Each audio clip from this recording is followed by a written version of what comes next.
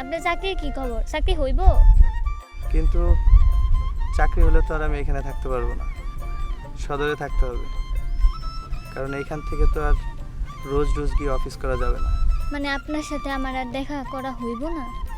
দেখা হবে না তা না, দেখা হবে, কিন্তু হয়তো সপ্তাহে 1 দিন 2 দিন। আচ্ছা বুঝলাম। আব্বার কাছে যাইবেন কবে? তোমার আব্বার কাছে খুব দ্রুত হয়ে যাবো। আগে তুমি পরীক্ষাটা শেষ করো, ইউনিভার্সিটিতে ভর্তি হও, তারপরে চলে যাবো। আচ্ছা আমার এত পড়ালেখা করে কি হইব? আপনি শিক্ষিত আছেন তাতেই চলবে। জি না, তোমার অনেক পড়াশোনা করতে হবে, নিজের পায়ে দাঁড়াইতে হবে। বাচ্চা মেয়েদের মতো কথা বলবা না, বুঝছো? বড় হইতেছো, বড় মেয়েদের মতো কথা বলবা। এখন চলো, ওঠো।